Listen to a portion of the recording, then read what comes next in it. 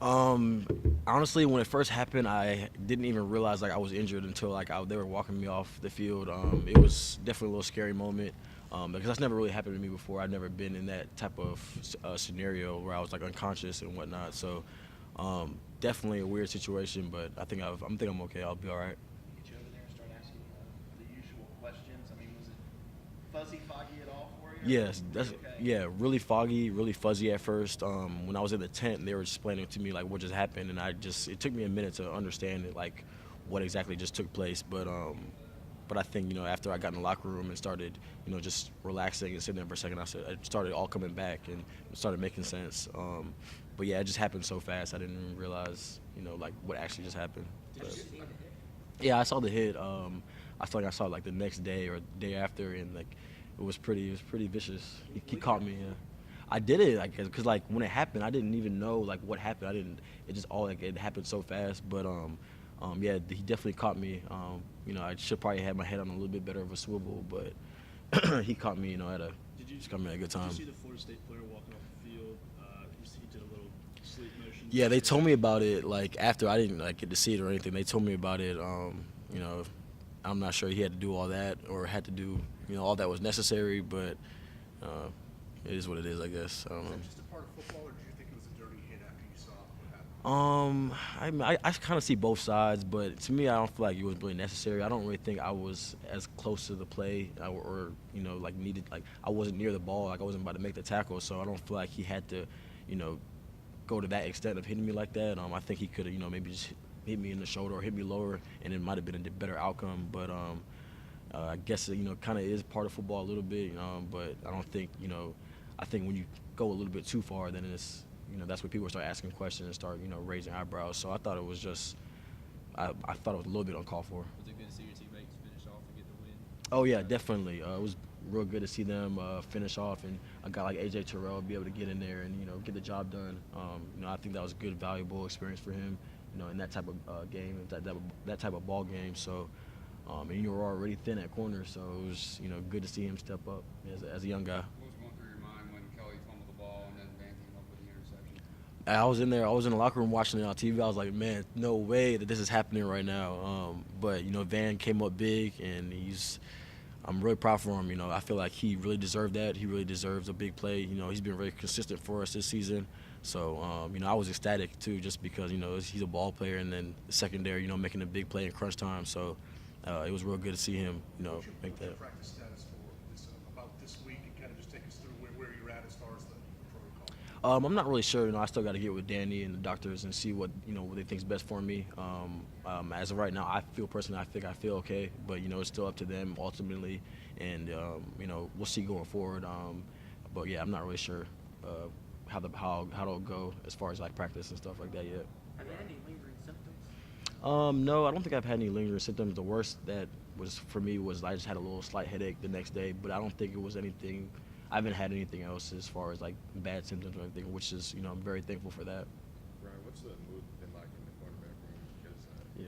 you guys have been really beat up over the past several weeks. So how have you guys kept each other going and kept getting the job done? I think for us, it's just we know we're very thin, so we got to be careful in that regards. But I think we're also trying to get Mark Fields and Marcus really back healthy, especially in this last stretch. We're gonna need everybody. This is big championship football right now, so I'm really trying to stay in their ear and try to make sure that they're getting the cold tubs and doing everything that they can to make sure that they're healthy going into this last stretch. I was just joking around with Marcus yesterday, just telling him we need you. I miss you out there, and so. I think that's going to be the biggest thing going forward is just getting everybody healthy and making sure that we have everybody ready to go this last stretch. So as far as in the cornerback room, we're just really trying to just be locked in and make sure we're getting the details down in the film room and just make sure that we're knowing our opponent and knowing what we have to do mentally and physically each week. Oh, sorry. Oh, What's you're your good. relationship like with Marcus, and how's it been kind of having to see him not have the season you wanted to with the injuries? Yeah, it's very tough seeing that from Marcus. I hate it for him, just because the type of season that he had last year. We don't make it to where we did last year without him.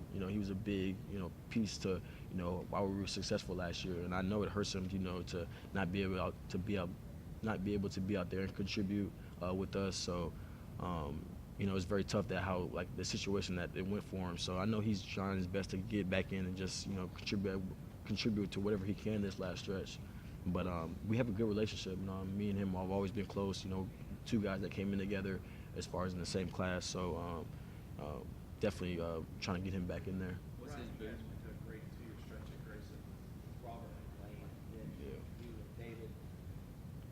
But Saturday, you're going to wind up playing more career college football games than any of those other guys. Do you take pride in that? I think I do take pride in that, just because how everything went down in that situation and things like that. But I think it's kind of cool knowing that all my hard work has paid off. I kind of came in here, not really knowing not much of where I'm going to be and where I'm going to fit into the whole grand scheme of things. But I just try to put my head down and come to work and just try to prove to the coaching staff. So I think it's just good for me to know that it all worked out. It worked out as far as just my effort and just putting it in what I can control as far as my attitude and things like that. So it's definitely big for me knowing that I've had the experience that I've had playing college football.